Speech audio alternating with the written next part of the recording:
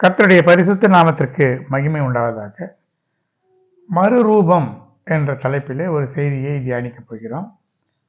இந்த செய்தியை தேவனாகிய கர்த்தருடைய கிருபையுள்ள கரங்களிலே கொடுத்து ஜெபிக்கலாம். அன்பின் தெய்வமே, நன்றியோடு உம்மை ஸ்தோத்திரிக்கிறோம் ஆண்டவரே. எங்களுடைய வாழ்க்கையிலே எங்களுடைய வாழ்வின் நோக்கமே நாங்கள் மறுரூபம் அடைந்து பரலோகத்துக்கு எடுத்துக்கொள்ளப்பட்டு உம்மோடு கூட எப்போதும் இருக்க வேண்டும் என்பதுதான் ஆண்டவரே. இந்த மறுரூபம் என்ற சத்தியம் கர்த்தராகிய இயேசு கிறிஸ்து அவருடைய வாழ்க்கையிலே வாழ்ந்து காட்டினார். நாங்கள் அதை பின்பற்றி அப்படியே செய்து மகிமையின் மேல் மகிமை அடைந்து மறுரூபம் அடைந்து பரிசுத்தத்தின் மேல் பரிசுத்தம் அடைந்து மறுரூபம் அடைந்து எங்களுடைய ஆவி ஆத்ம சரீரம் மூன்றும் குற்றமற்றதாக காக்கப்பட்டு ஒவ்வொரு நாளும் இந்த மறுரூப அனுபவத்தை பெற்றுக்கொள்ள இந்த சத்தியத்தை எங்களுக்கு வெளிப்படுத்தி தாரும். நம்முடைய மேன்மையான நாமத்தை மகிமைப்படுத்திக் கொள்ளும். இயேசுவின் இன்ப நாமத்தில் வேண்டுகிறேன் ஜீவனுள்ள நல்ல பிதாவே, ஆமேன். ஸ்தோத்திரம். கர்த்தருடைய பரிசுத்த நாமத்திற்கு மகிமை உண்டாவதாக. பொதுவாக எல்லாரும் மறுரூபம் மறுரூபம் என்று சொல்லுகிறோம். ஆனால் இந்த மறுரூபம் என்பது என்ன? அந்த மறுரூபத்தை எப்படி அடைய முடியும்? அந்த மறுரூபத்தை பற்றிய ரகசியங்கள் என்ன என்பதை பார்க்கும் பொழுது, அந்த மறுரூபம் என்பது இருக்கிற ரூபம் நமக்கு எப்படி இருக்கிறதோ அந்த ரூபத்தை காட்டிலும் வேறு ஒரு ரூபம், இதைத்தான் மறுரூபம் என்று சொல்லுகிறோம். இந்த வேறு ரூபம் என்று பார்க்கும் பொழுது நாம் அவர் வெளிப்படுகிற நாளில் அவர் இருக்கிற வண்ணமாகவே இருப்போம் என்ற ஒரு வசனம் உண்டு. அப்படியானால் தோற்றத்தில் அவர் இருக்கிற வண்ணமாகவா? அவரை போலவே நாம் எல்லாரும் இருப்போமா என்று சொன்னால், சில காரியங்கள் எல்லாம் வேதத்தில் ரகசியமாக வைக்கப்பட்டிருக்கிறது. ஒரு காரியம் இதில் நமக்கு வெளிப்படுகிறது என்னவென்று சொன்னால், அவர் மறுரூபம் அடைந்த சரீரத்திலே மகிமையிலே இருக்கிறார். மகிமையின் சரீரம் அவருக்கு இருக்கிறது.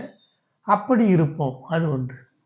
அடுத்து அவர் சகல பூர்ணத்தையும் அடைந்தவராக, மகிமையுள்ளவராக, பரிசுத்தம் உள்ளவராக அவர் இருக்கிறது போல, அவர் இருக்கிற அந்த முழுமை நாம் அடைந்துவிட முடியாது.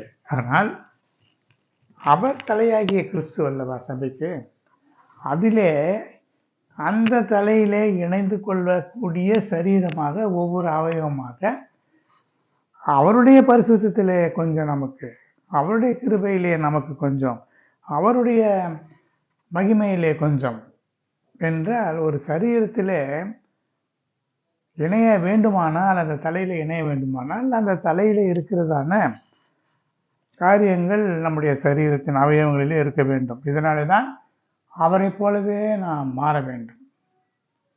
பரிசுத்தத்திலே, அன்பிலே, விசுவாசத்திலே, தேவசித்தத்திலே, இப்படி பூரணத்தின் மேல் பூரணம் அடைய வேண்டும், மகிமையின் மேல் மகிமை அடைய வேண்டும், பரிசுத்தத்தின் மேல் பரிசுத்தத்தை அடைய வேண்டும். இதையெல்லாம் நம்முடைய கர்த்தராகிய இயேசு கிறிஸ்து வாழ்ந்து காட்டினார். எப்படி வாழ்ந்து காட்டினார் என்று சொன்னால், தேவன் உலகத் தோற்றத்துக்கு முன்னே நம்மை தெரிந்து கொண்டார். அன்பிலே குற்றமற்றவர்களோ பிழையற்றவர்களுமா இருப்பதற்காக உலகத் தோற்றத்துக்கு முன்னே நம்மை கிறிஸ்து இயேசுக்குள்ளே தெரிந்து கொண்டார் என்று வேதம் கூறுகிறது. உலகம் தோன்றுவதற்கு முன்னதாக வானங்களும் வானத்திலே காணப்படுகிற சகலமும் உண்டாகிவிட்டன. ஆனால் உலகத்தை அவர் படைத்த பிறகு மனிதனை படைத்தார். ஆனால் நாம் உண்டாக்கப்படுவதற்கு முன்னதாகவே இன்னான் இதிலே பிறப்பான் என்று, சீயோனை பற்றி யாரெல்லாம் சீயோனிலே பிறப்பான் என்றும், எருசலேமை பற்றியும் யாரெல்லாம் ரட்சிக்கப்படக்கூடும் என்றும் எல்லாம் ஜீவ புத்தகத்திலே எழுதி வைத்திருக்கிறார். ஜீவ புத்தகத்திலே பேர் எழுதப்படாதவன் பரலோகத்துக்குள்ளே பிரவேசிக்க முடியாது என்பதெல்லாம் நாம் அறிந்திருக்கிறோம். இப்பொழுது பிதாவாகிய தேவன் குமாரனாகிய கிறிஸ்துவை நமக்காக பலியிட்டு முதல் மனிதனாகிய ஆதாம் செய்த பாவமாகிய கீழ்ப்படியாமையை இவருடைய கீழ்ப்படிதலினாலே அதை பரிகரித்து அந்த சாபத்தை நீக்கி அந்த மரணத்தை தன்னுடைய மரணத்தினாலே ஜெயித்து நித்திய ஜீவனை நமக்கு கொடுத்திருக்கிறார். இவர் எப்படி இந்த உலகத்திலே வந்தார் என்று சொன்னால், ஆதியிலே பிதாவாகிய தேவன் இருந்தார், குமாரனாகிய கிறிஸ்துவும் இருந்தார், பரிசுத்த ஆவியானவரும் இருந்தார். பரிசுத்த ஆவி என்பது பிதாவாகிய தேவனுடைய சுவாசம்தான். அதே பிதாவாகிய தேவனுடைய வார்த்தை தான் கிறிஸ்து என்ற ரூபத்திலே பெயரிலே வெளிப்பட்டது. ஆதியிலே வார்த்தை இருந்தது, அந்த வார்த்தை தேவனிடத்தில் இருந்தது, அந்த வார்த்தை தேவனாக இருந்ததாக தேவனாகவே இருந்ததுதான் வார்த்தை. அந்த வார்த்தை தான் இப்பொழுது பரிசுத்த ஆவியானவரால் வெளிப்படுத்தப்பட்டதான வேத வசனங்கள். அந்த வார்த்தையினாலே தான் இந்த உலகங்கள் தோன்றின, அந்த வார்த்தையினாலே தான் இந்த உலகங்கள் கடைசி நாளிலே அழிவதற்காக நிலை பெற்று கொண்டிருக்கிறது. அந்த வார்த்தை தான் இப்பொழுது இந்த உலகத்தையெல்லாம் தாங்கி கொண்டிருக்கிறது. ஒவ்வொரு நாளும் இந்த வார்த்தை, தேவனுடைய வார்த்தைகள் வானத்திலே துணிக்கின்றன, வானத்திலே இருக்கின்றன. இப்படி இந்த ஆதியிலே இருந்த வார்த்தை என்று பார்க்கிறோம். ஆதியாகமம் யோவான் 1ஆம் அதிகாரம் 1 முதல் இருக்கிற வசனங்களிலே இந்த செய்தியை நாம் பார்க்கிறோம். அவர் ஆதியிலே தேவனோடு இருந்தார், சகலமும் அவர் மூலமாய் உண்டாயிற்று, உண்டானதொன்றும் அவராலே அல்லாமல் உண்டாகவில்லை. அவருக்குள் ஜீவன் இருந்தது, அந்த ஜீவன் மனுஷருக்கு ஒளியாக இருந்தது, அது இருளிலே பிரகாசிக்கிறது, இருள் அதை பற்றி கொள்ளவில்லை. அந்த வார்த்தை மாம்சமாகி கிருபையினாலும் சத்தியத்தினாலும் நிறைந்தவராக நமக்குள்ளே வாசம் பண்ணினார். அவருடைய மகிமையை கண்டோம். அந்த மகிமை பிதாவுடைய மகிமைக்கு ஏற்ற ஒரே பேரானவருடைய மகிமைக்கு ஏற்ற மகிமையாக இருந்தது என்று யோவான் 1ஆம் அதிகாரம் 14ஆம் வசனத்தில் இருக்கிறார். இப்படி வார்த்தையாக இருந்தவர் மாம்சத்திலே இயேசு என்ற நாமத்திலே வெளிப்பட்டார். வெளிப்பட்ட பிறகு என்ன செய்தார்? நாமும் மாம்சத்திலே மனிதர்களாக பிறந்தாலும் நாம் அந்த வார்த்தையினாலே ஜனிக்கப்பட்டிருக்கிறோம். பிதாவுடைய வார்த்தையினாலே நாம் ஜனிக்கப்பட்டிருக்கிறோம். வெளிச்சம் உண்டாக கடவுது என்று அவர் சொன்னார், வெளிச்சம் உண்டாயிற்று. அப்படியே நம்முடைய ஒவ்வொருவருடைய இருதயத்திலும் வெளிச்சம் உண்டாக கடவுது என்று அவர் சொன்னதினால தான் இந்த ரட்சிப்பு நமக்குள்ளே உண்டானது. இல்லை என்றால் பிசாசு நமக்குள்ளே கொடுத்ததான இருள் அது இரத்தத்தின் மூலமாக அப்படியே தொடர்ந்து வந்து கொண்டு இருக்கிறது. இந்த வார்த்தையினாலே தான் நம்ம எல்லாம் அவர் ரட்சித்து வழி நடத்தி கொண்டிருக்கிறார். இப்படி இந்த வார்த்தையாகிய கிறிஸ்து என்ன செய்தார்? மத்தேயு 3ஆம் அதிகாரம் 13ஆம் வசனத்தில் இருந்து ஒரு சத்தியத்தை நாம் பார்க்கலாம். அப்பொழுது இயேசு கலிலேயாவை விட்டு யோர்தானுக்கு அருகே யோவானால் ஞானஸ்நானம் பெறுவதற்கு அவனிடத்தில் வரும்பொழுது அவன் அதை தடுத்தான். நான் உம்மாலே ஞானஸ்நானம் பெற வேண்டியிருக்க நீர் என்னிடத்தில் வரலாமா என்று சொல்லும்பொழுது, இப்பொழுது இடங்கொடு, எல்லா நீதியை நிறைவேற்றுவது நமக்கு ஏற்றது என்று சொன்னார். இயேசு ஞானஸ்நானம் பெற்று ஜலத்தில் இருந்து கரையேறின உடனே வானம் அவருக்கு திறக்கப்பட்டது. தேவ ஆவி புறாவை போல் இறங்கி தம் மேலே வருகிறதை அவர் கண்டார். அங்கே தேவனுடைய ஆவியானவர் அவர் மேலே இறங்கி வருகிறார். வானத்தில் இருந்து ஒரு சத்தமும் உண்டாகிறது, இவர் என்னுடைய நேசகுமாரன், இவரில் பிரியமாயிருக்கிறேன் என்று உரைத்தது. இப்படி நாமும் கூட ஒவ்வொருவரும் ரட்சிக்கப்பட்டு மனம் திரும்பி ஞானஸ்நானத்தை பெற வேண்டும். ஞானஸ்நானம் பெற்ற பிறகு, அபிஷேகம் பண்ணப்பட்ட பிறகு, நாம் பரிசுத்தம் அடைந்த பிறகுதான் இந்த மறுரூபம் என்ற அனுபவத்தை பெற்றுக்கொள்ள முடியும். இந்த மறுரூப அனுபவத்தை கர்த்தராகிய இயேசு கிறிஸ்து இந்த உலகத்தில் இருக்கும் பொழுதே அதை நடத்தி காட்டினார். அதையும் கூட நாம் பார்க்கலாம். இப்படி ஞானஸ்நானம் பெற்ற பிறகு ஆவியானவராலே வனாந்திரத்துக்கு கொண்டு போகப்பட்டார். இரவும் பகலும் 40 நாள் உபவாசம் இருந்த பிறகு அவருக்கு பசி உண்டாயிற்று. அப்படியே நம்முடைய வாழ்க்கையிலும் கூட ஞானஸ்நானம் பெற்ற பிறகு பரிசுத்தாவுடைய அபிஷேகத்தை பெற வேண்டும். வனாந்திரமான இடத்துக்கு அவர் கொண்டு போனார் என்று சொன்னால் அது வனாந்திரமான ஜீவியம் நம்முடைய வாழ்க்கையில்.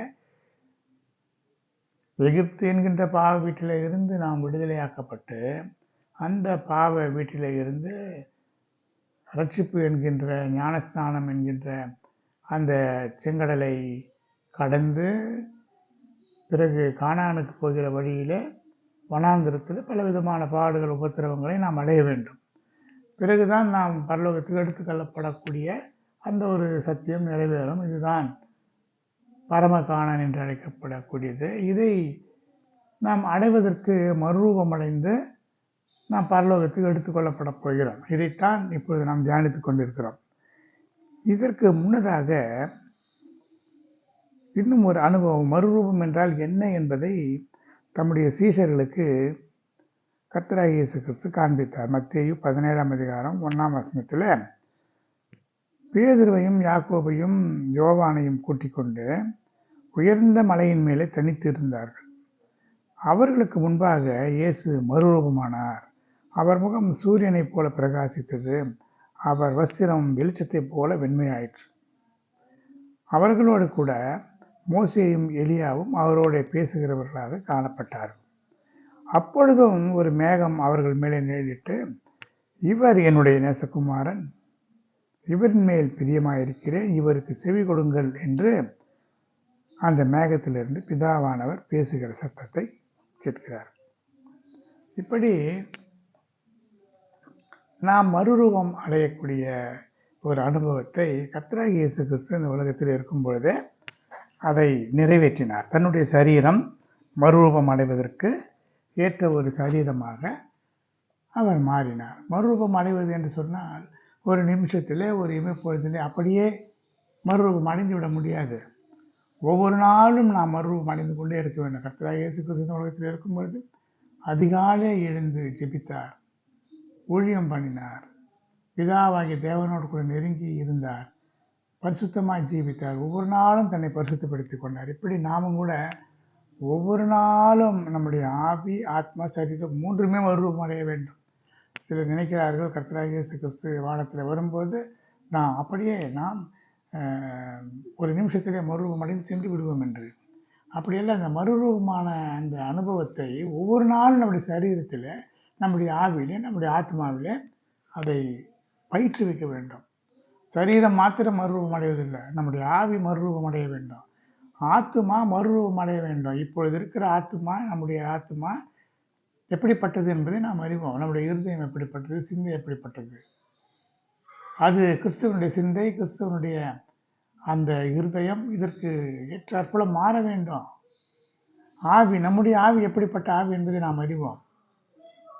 நம்முடைய இருதயம் திருக்குள்ளதும் கேடுள்ளதுமானது. ஆனால் கர்த்தராகிய இயேசு கிறிஸ்து பிதா போன்றவருடைய இருதயத்தை போல மாற வேண்டும். இந்த அனுபவம் லேசான ஒரு அனுபவம் அல்ல பிரியமானவர்களே. கர்த்தருடைய பரிசுத்த நாமத்திற்கு மகிமை உண்டாவதாக. அடுத்து கர்த்தராகிய இயேசு கிறிஸ்து மறுரூபம் அடைவதற்கு முன்னதாக அவர் இந்த உலகத்திலே நம்முடைய பாவங்களுக்காக அவர் மரித்தார். அப்படியே நாமும் கூட நம்முடைய பாவங்களுக்காக மரிப்பது தான் இந்த ஞானஸ்நானத்தினுடைய அனுபவம். மரித்து நாம் அவரோடு கூட எழுந்திருக்கிறோம்.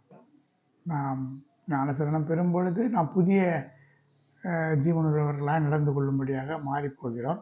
பரிசுத்த ஆவியை பெறும் பொழுது நீ வேறு மனுஷனாவாய் என்று சவுலுக்கு சாமுவேல் சொன்னது போல நாம் நம்முடைய எல்லா காரியங்களில் இருந்தும் வேறு விதமான ஒரு மறுரூப அனுபவத்தை நாம் பெறுகிறோம். மற்ற மனிதர்களைப் போல இல்லை, ஒரு வித்தியாசமான ஒரு மனிதராக நாம் இருக்கிறோம். இப்படி கர்த்தராகிய இயேசு கிறிஸ்து மகா சத்தமாய் கூப்பிட்டு ஆவியை விட்டார். அவர் ஜீவனை விட்ட பொழுது ஒரு பெரிய அற்புதம் அந்த இடத்துல நடந்தது. என்ன நடந்ததாம்? கல்லறைகள் எல்லாம் திறந்தது. நித்திரை அடைந்திருந்த அநேக பரிசுத்தவான்கள் சரீரம் எழுந்திருந்தது. அவர் உயிர்த்தெழுந்த பிறகு இவர்கள் கல்லறையை விட்டு புறப்பட்டு பரிசுத்த நகரத்தில் பிரவேசித்து அநேகருக்கு காணப்பட்டார்கள். இதுதான் கடைசி நாளிலும் நடக்கும். கர்த்தராகிய இயேசு கிறிஸ்து நடுவானத்திலே வரும் பொழுது கல்லறைகள் வெடித்து அதிலே இருக்கிற பரிசுத்தவான்கள் எழுந்திருப்பார்கள். உயிரோடு இருக்கிற நாமும் மறுரூபம் அடைந்து எதிர்கொண்டு போவோம். இது ஏற்கனவே கர்த்தராகிய இயேசு கிறிஸ்து மரித்த பிறகு அவர் உயிரோடு எழுந்தபோது அவருடைய பரிசுத்த ஆவியானவருடைய உயிர்த்தெழுதலின் வல்லமை இப்படி வெளிப்பட்டது. நாம் மறுரூபம் அடையும் பொழுது பிதாவாகிய தேவன், குமாரனாகிய கிறிஸ்து, பரிசுத்த ஆவியானவர் இவர்கள் எல்லாரும் மாத்திரமல்ல, தூதர்கள், ஏற்கனவே மரித்தவர்கள், பிதாவாகிய தேவனுடைய அந்த பரதீசில் இருக்கிறவர்கள் எல்லாம், தூதர்கள் எல்லாம் வந்து நம்மை அழைத்து கொண்டு போவார்கள் என்பதை நாம் வேதத்தில் பார்க்கிறோம். அவர் மரித்து அடக்கம் பண்ணப்பட்டார். அடக்கம் பண்ணப்பட்ட பிறகு அவர் மேலே பரலோகத்துக்கு எடுத்துக்கொள்ளப்படுவதற்கு முன்னதாக சீஷர்களுக்கு வாக்குத்தத்தம் பண்ணுகிறார். இதோ நான் உங்களுக்கு அனுப்புகிறேன், என் பிதா வாக்குத்தத்தம் பண்ணினதை உங்களுக்கு அனுப்புகிறேன், நீங்களோ உன்னதத்தில் இருந்து வரும் பெலனால் தெரிவிக்கப்படும் வரைக்கும் எருசலேம் நகரத்தில் தங்கியிருங்கள். கர்த்தராகிய இயேசு கிறிஸ்து மரித்த பிறகு சொல்லுகிறார், இதோ நான் போகிறேன், நான் இனி இங்கே இருக்க முடியாது, ஆனால் ஒரு தேற்றரவாளனாகிய பரிசுத்த ஆவியை உங்களிடத்தில் அனுப்புகிறேன், அவர் உங்களை சகல சத்தியத்துக்குள்ள வழி நடத்துவார். அந்த பரிசுத்த ஆவியானவர் தான் நம்மை பலப்படுத்தி கொண்டிருக்கிறார். இல்லை என்றால் அந்த உலகத்தில் நம்மாலே பரிசுத்தமாய் வாழவே முடியாது. இப்படி இவர்களை ஆசீர்வதித்து அவர்களை விட்டு பிரிந்து பரலோகத்துக்கு எடுத்துக்கொள்ளப்பட்டார் என்று நாம் பார்க்கிறோம். அதற்கு பிறகு அவர்கள் பார்த்து கொண்டிருக்கையிலே உயர் எடுத்து கொள்ளப்பட்டார். அவர்கள் கண்களுக்கு முன்பாக ஒரு மேகம் அவரை எடுத்துக்கொண்டது. அவர் அப்படி எடுத்துக்கொள்ளப்படுகிற பொழுது, அவர் போகிற பொழுது, இந்த சீஷர்கள் வானத்தை அண்ணாந்து பார்த்து கொண்டிருக்கையில் இது வெண்மையான வஸ்திரம் தெரித்தவர்கள் 2 பேர் அவர்கள் அருகே நின்று, உங்களிடத்தில் இருந்து வானத்துக்கு எடுத்துக்கொள்ளப்பட்ட இந்த இயேசுவானவர் எப்படி உங்கள் கண்களுக்கு முன்பாக வானத்துக்கு எழுந்தருளி போனாரோ அப்படியே மறுபடியும் வருவார் என்று 2 பரிசுத்த தூதர்கள் சொல்லுகிறதை இவர்கள் கேட்டார்கள். இது வெளிப்படுத்தின விசேஷம் 1ஆம் அதிகாரம் 7ஆம் வசனத்தில் சொல்லப்பட்டிருக்கிறது. இதோ மேகங்களுடனே வருகிறார், கண்கள் யாவும் அவரை காணும், அவரை குத்தினவர்களும் அவரை காண்பார்கள், பூமியின் கோத்திரத்தார் எல்லாரும் அவரை பார்த்து புலம்புவார்கள் என்று சொல்லப்பட்டிருக்கிறது. இதற்கு முன்னதாக நாம் எங்கே போக போகிறோம்? பரலோகத்துக்கு போக போகிறோம். ஆனால் பரலோகத்தில் எங்கே போக போகிறோம்? பரலோகம் என்பது என்ன? அங்கே புதிய வானம் புதிய பூமி என்ற ஒரு பகுதி இருக்கிறது. எருசலேம் என்பது ஒரு பகுதி, சியோன் என்பது ஒரு பகுதி. சியோன் என்பது தேவனுக்காக ஊழியம் செய்த 1,44,000 பரிசுத்தவான்களாகிய ஊழியக்காரர்கள் இருக்கக்கூடிய இடம். அந்த சியோன் என்ற அந்த இடத்தை அஸ்திவாரமாக கொண்டு எருசலேம் என்ற நகரம் இசைவினைப்பாக கட்டப்பட்ட இடத்துல மற்ற விசுவாசிகள் இருக்கிறார்கள். ஆனால் இந்த நகரமானது கட்டப்படுவதற்கு முன்னதாக இப்பொழுது என்ன நடந்து கொண்டிருக்கிறது என்று சொன்னால், இது பரதீசு என்று அழைக்கப்படுகிற இடமாக இப்பொழுது 3வது வானத்திலே இருக்கிறது. நாம் காண்கின்ற அந்த வானம் என்பது ஆகாய விரிவு. இது பூமியையும் வானத்தையும் பிரிக்கிற ஒரு படலம். ஆனால் அதற்கு மேலே ஒரு ஆகாயம் இருக்கிறது, 1வது வானம். அதற்கு மேலே 2வது வானம், அதற்கு பிறகு 3வது வானம். இந்த 3வது வானத்தை பரிசுத்த பவுல் பார்த்திருக்கிறார். ஆனால் அதற்கு பிறகு எத்தனை வானம் இருக்கிறது என்பதெல்லாம் யாரும் பார்க்கவில்லை. ஆனால் இந்த வானாதி வானங்களுக்கு மேலாக அவர் இருக்கிறார், உன்னதங்களிலே வாசமாக இருக்கிறார் என்பதெல்லாம் வேதத்தின் வெளிச்சத்திலே நாம் அறிந்து கொள்ள முடிகிறது. ஆனால் இந்த பரதீசு என்பது என்னவென்று சொன்னால்,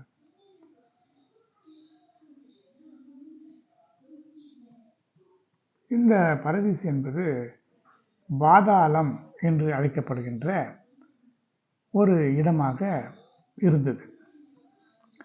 கர்த்தராகிய இயேசு கிறிஸ்து மரிப்பதற்கு முன்பு வரை மரித்தவர்கள் எல்லாம் பாதாளத்தில் இருந்தார்கள். ஒரு பாதாளத்தில் 2 பகுதிகள். ஒன்று ஆபிரகாமின் மடி என்று சொல்லக்கூடிய ஒரு இடம். இது நல்ல பரிசுத்தவான்கள் வாழ்கின்ற இடம். இன்னொன்று அகாதமான பாதாளம், அதற்கு கீழே இருக்கிற இருளான பகுதி. இது பாதாளம், நரகம் என்று அழைக்கப்படுகிறது. இதிலே பாவம் செய்த ஆத்மாக்கள் இருந்து கொண்டிருந்ததான இடம்.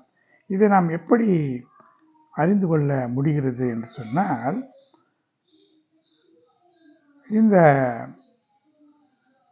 பரதீசை பற்றி லூக்கா 16ஆம் அதிகாரம் 19ஆம் வசனத்தில் சொல்லப்பட்டிருக்கிறது. ஒரு ஐஸ்வர்யமுள்ள ஒரு மனுஷன் இருந்தான். லாசர் என்ற பெயர் கொண்ட ஒரு தரித்திரனும் இருந்தான். இந்த தரித்திரனும் மரித்தான், லாசருவும் மரித்தான். அப்படி மரித்த பொழுது பாதாளத்திலே இந்த ஐஸ்வர்யவான் வேதனைப்படுகிற பொழுது தூரத்திலே ஆபிரகாமையும் அவன் மடியிலே லாசருவையும் கண்டான். ஆபிரகாமின் மடி என்று சொல்லும் பொழுது அதுதான் பரதீசு.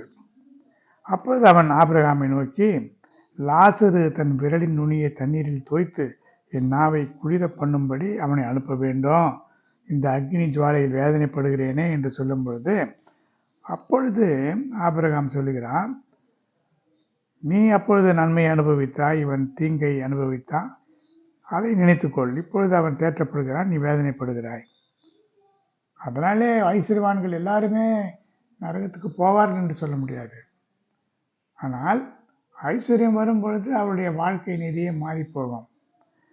அது வேறு ஒரு செய்தியாக இருக்கிறதுனால நாம் கடந்து போகலாம். இப்பொழுது சொல்லுகிறான், அது மட்டுமல்ல, இந்த இடத்திலிருந்து உங்களிடத்துக்கு கடந்து போகவும் அந்த இடத்திலிருந்து எங்களிடத்துக்கு வரவும் மனதுள்ளவர்களுக்கு கூடாதபடிக்கு எங்களுக்கும் உங்களுக்கும் நடுவே பெரும் பிளப்பு இருக்கிறது என்று ஆபிரகாம் சொன்னதாக கர்த்தராகிய இயேசு கிறிஸ்து சொல்லியிருக்கிறார். அப்பொழுது அவன் சொல்லுகிறான், எனக்கு 5 சகோதரர் இருக்கிறார்கள், இந்த வேதனை உள்ள இடத்திற்கு அவர்கள் வராதபடிக்கு இவனை என் தகப்பன் வீட்டுக்கு அனுப்புங்கள் என்று சொல்லும் பொழுது ஆபிரகாம் சொல்லுகிறார், மோசேயும் தீர்க்கதரிசிகளும் உண்டு, அவர்களுக்கு அவர்கள் செவி கொடுக்கட்டும் என்று சொல்லும் பொழுது, இல்லை என் தகப்பனே, மரித்தோரிலிருந்து ஒருவன் போனால் அவர்கள் மனம் திரும்புவார்கள் என்று சொல்லுகிறான். அப்பொழுது மோசேக்கும் தீர்க்கதரிசிகளுக்கும் செவி கொடுக்காவிட்டால் மரித்தோரிலிருந்து ஒருவன் எழுந்து போனாலும் நம்ப மாட்டார்கள் என்று அவன் சொன்னதாக பார்க்கிறோம். இந்த ஆபிரகாமின் மடியானது கர்த்தராகிய இயேசு கிறிஸ்து மரித்து அடக்கம் பண்ணப்பட்டு அவர் பரத்துக்கு எடுத்துக்கொள்ளப்படுவதற்கு முன்னதாக என்ன செய்தார், அவர் பூமியின் தாழ்விடங்களிலே இறங்கினார் என்பது எபேசியர் 4:8 முதல் இருக்கிற வசனங்களிலே பார்க்கலாம். அவர் உன்னதத்துக்கு சிறைப்பட்டவர்களை சிறையாக்கி உன்னதத்துக்கு ஏறி போய் மனுஷருக்காக வரங்களை அளித்தார், பூமியின் தாழ்விடங்களிலே இறங்கினார் என்பதையெல்லாம் பரிசுத்த பவுல் சொல்லுகிறார். சங்கீதம் 68ஆம் அதிகாரம் 18ஆம் வசனத்தில், தேவரீர் உன்னதத்துக்கு ஏறினீர், சிறைப்பட்டவர்களை சிறையாக்கி கொண்டு போனீர் என்ற செய்தியையும் இதிலே நாம் பார்க்க முடிகிறது. 1 பேதுரு 3ஆம் அதிகாரம் 18-19 கிறிஸ்து மாம்சத்திலே கொலையுண்டு ஆவியிலே உயிர்ப்பிக்கப்பட்டார். அந்த ஆவியிலே அவர் போய் காவலிலே இருக்கிற ஆவிகளுக்கு பிரசங்கித்தாராம். அவர் கொலையுண்டு அந்த ஆவியிலே போய் அந்த பாதாளத்திலே போய் இறங்கினார். பாதாளத்துக்கு இறங்கி ஏறினவர் கர்த்தராகிய இயேசு கிறிஸ்து. பாதாளத்தை வென்றார், மரணத்தை வென்றார், பிசாசை வென்றார், எல்லாவற்றையும் வென்றுதான் நமக்கு இந்த வெற்றிகளை எல்லாம் அவர் கொடுத்திருக்கிறார். அவர் மாம்சத்திலே கொலையுண்டு ஆவியிலே உயிர்ப்பிக்கப்பட்டு அந்த ஆவியிலே போய் காவலிலே இருக்கிற ஆவிகளுக்கு பிரசங்கித்தார். இந்த ஆவிகள் பூர்வத்தில் நோவா பேழையை உண்டாக்கும் பொழுது தேவன் நீடிய பொறுமையோடு காத்திருந்தார். ஆனால் அவைகள் கீழ்ப்படியாமல் போனவைகள். அந்த பேழையிலே சிலராகி 8 பேர் மட்டும் பிரவேசித்து ஜலத்தினாலே காக்கப்பட்டார்கள். இப்படி அவர் என்ன செய்தார்? அங்கே இருந்த சிறைப்பட்டவர்களை சிறையாக்கி கொண்டு போனார் என்று பார்க்கிறோம். அது என்ன சிறைப்பட்டவர்கள் சொன்னால், ஆதாம் கீழ்ப்படியாமை காட்டினதுனால அந்த கீழ்ப்படியாமையினாலே அவனுக்கு கையளிக்கப்பட்டதான 7 ஆசீர்வாதங்கள் இருந்தது. அதிலே ஒன்று ஆளுகை. அந்த ஆளுகையை ஆதாம் இழந்து போனான். அந்த ஆளுகையை பிசாசு கைப்பற்றி கொண்டான். அதனால தான் உலகத்தின் அதிபதி வருகிறான் என்று கர்த்தராகிய இயேசு கிறிஸ்து கூட பிசாசுக்கு சொன்னார். இப்படி அவன் இந்த மரித்த ஆத்மாக்களை எல்லாம் அவன் சிறையாக்கி பாதாளத்தில் கொண்டு போய் வைத்திருந்தான். ஏனென்றால் அந்த ஆத்மாக்கள் எல்லாம் மரணமடைந்த ஆத்மாக்கள். அவனுக்கு சொந்தமானது. ஏனென்றால் பிசாசுடைய ஆத்மாவும் மரணமடைந்து இருளிலே இருக்கிறது. அதனால் இவைகளெல்லாம் எனக்கு சொந்தம் என்று வைத்திருந்தான். ஆனால் கர்த்தராகிய இயேசு கிறிஸ்து மரித்து அவர் அந்த கீழ்ப்படியாமையை வென்று இப்பொழுது ஜெயித்ததுனால அவனை சிறையாக்கி ஏற்கனவே அவனால் சிறைப்படுத்தப்பட்டவர்களை எல்லாம் எடுத்துக்கொண்டு உன்னதங்களுக்கு ஏறி போனார் பரதீசிலே. அப்பொழுதுதான் அவர் ஏற்கனவே தீர்க்க தரிசனமாக ஒரு காரியத்தை சொன்னார் கல்லனிடத்தில், நீ இன்றைக்கு என்னோடு கூட பரதீசில் இருப்பாய். இந்த பரதீசு என்பது என்ன என்பதை பரிசுத்த பவுல் ஆவியிலே போய் அதை பார்த்திருக்கிறார். அதை பார்க்கும்பொழுது 2 கொரிந்தியர் 12ஆம் அதிகாரம் 2 முதல் இருக்கிற வசனங்களிலே, கிறிஸ்துவுக்குள்ளான ஒரு மனுஷனை அறிவேன், அவன் 14 வருஷத்துக்கு முன்னே 3ஆம் வானம் வரைக்கும் எடுக்கப்பட்டான். அவன் சரீரத்தில் இருந்தானோ சரீரத்துக்கு புறம்பாக இருந்தானோ அதை அறியேன், தேவன் அறிவார். இது அவரை பற்றி அவர் சொல்லிக் கொண்டிருக்கிறதான ஒரு செய்தி. அந்த மனுஷன் பரதீசுக்கு எடுக்கப்பட்டு மனுஷர் பேசப்படாதும் வாக்கு கெட்டாதுமாகிய வார்த்தைகளை கேட்டான் என்று அறிந்திருக்கிறார். அங்கே நிறைய ஆத்மாக்கள் உண்டு. அந்த ஆத்மாக்கள் பரதீசிலே இருக்கின்றன. அந்த ஆத்மாக்கள் என்ன செய்ததுதான், பல இயேசுவானவர் மரித்து பின்பு எழுந்தார் என்று விசுவாசிக்கிறோமே, அப்படியே இயேசுவுக்குள் நித்திரை அடைந்தவர்களையும் தேவன் அவரோட கூட கொண்டு வருவார். 1 தெசலோனிக்கேயர் 4ஆம் அதிகாரம் 14 முதல் இருக்கிற வசனங்களில் இதை பார்க்கலாம். இப்படி கர்த்தருடைய வருகை மட்டும் உயிரோடு நாம் இருந்தாலும் நாம் ஏற்கனவே நித்திரை அடைந்தவர்களுக்கு முந்தி எழுந்திருக்கிறது இல்லை. இதைத்தான் இந்த வசனம் சொல்லுகிறது. கர்த்தருடைய வார்த்தையை முன்னிட்டு நாங்கள் உங்களுக்கு சொல்லுகிறதாவது, கர்த்தருடைய வருகை மட்டும் உயிரோடு இருக்கிற நாம் நித்திரை அடைந்தவர்களுக்கு முந்திக் கொள்வதில்லை. ஏனெனில் கர்த்தர் தாமே ஆரவாரத்தோடும் பிரதான தூதனுடைய சத்தத்தோடும் தேவ எக்காலத்தோடும் வானத்திலிருந்து இறங்கி வருவார். அப்பொழுது கிறிஸ்துவுக்குள் மரித்தவர்கள் முதலாவது எழுந்திருப்பார்கள். இதில் என்ன நடக்கும்? கர்த்தராகிய இயேசு கிறிஸ்து வரும்பொழுது அவர் வானத்தில் தோன்றுவார்.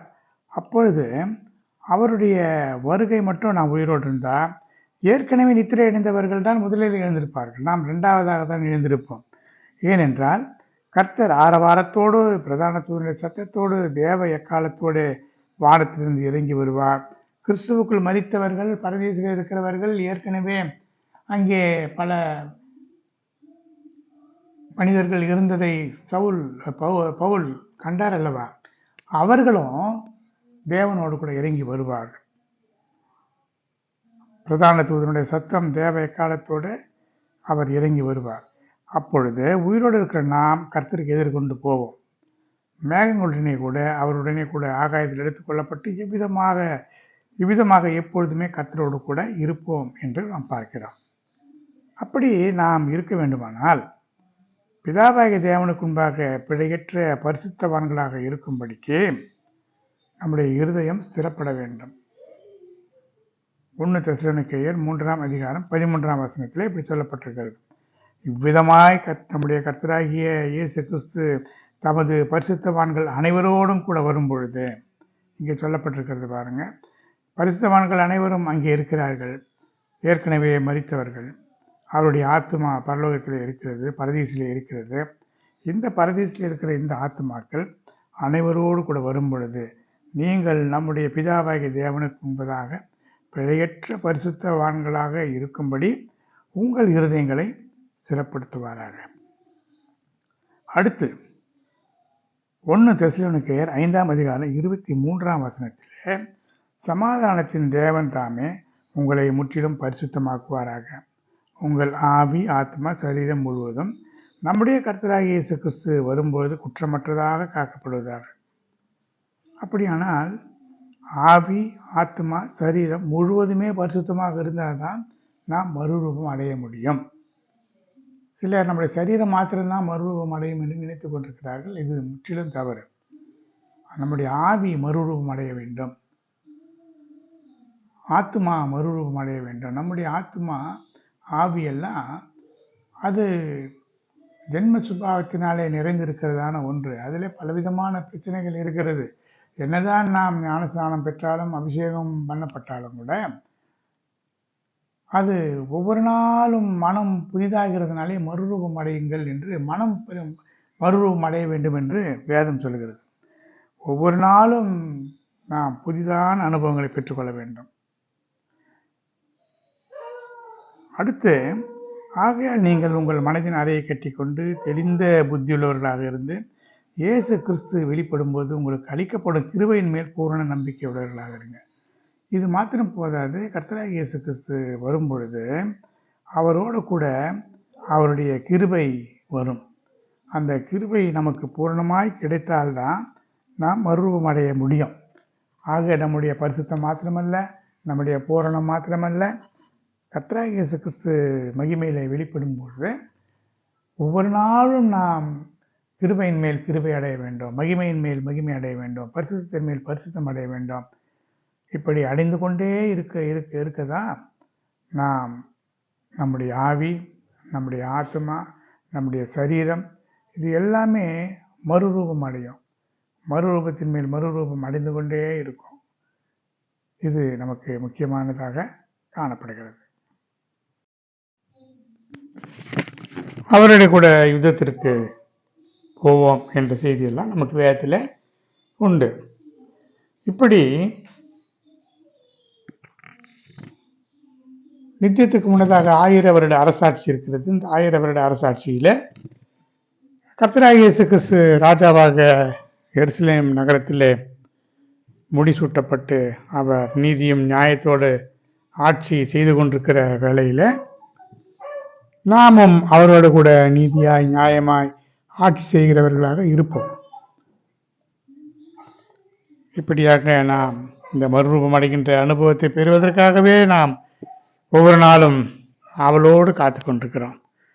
கர்த்தர் நம்முடைய ஆவலை நிறைவேற்றும்படியாக சீக்கிரமாய் வந்து நம்மை அழைத்து கொண்டு செல்லும்படியாக ஒப்பு கொடுத்து ஜெபிக்கலாம். அன்பின் தெய்வமே, கர்த்தாவே, நன்றியோடு ஸ்தோத்திரிக்கிறேன். இந்த மறுரூபத்தின் அனுபவத்தை எங்களுக்கு தாரும். ஒவ்வொரு நாளும் கிருபை மேல் கிருபை, பரிசுத்தத்தின் மேல் பரிசுத்தம், மறுரூபத்தின் மேல் மறுரூபம் அடைந்து உடைய வருகிற நாங்கள் காணப்பட உதவி செய்யும். உடைய மென்மையான நாமத்தை மகிமைப்படுத்திக் கொள்ளும். இயேசுவின் இன்ப நாமத்தில் வேண்டுகிறேன், ஜீவனுள்ள நல்ல பிதாவே, ஆமென். என் ஆத்துமாவே கர்த்தரை ஸ்தோத்திரி, முழு உள்ளமே பரிசுத்த நாமத்தை ஸ்தோத்திரி. என் ஆத்துமாவே கர்த்தரை ஸ்தோத்திரி, கர்த்தர் செய்த சகல உபகாரங்களை மறவாதே. ஆமென். ஸ்தோத்திரம், ஸ்தோத்திரம், ஸ்தோத்திரம்.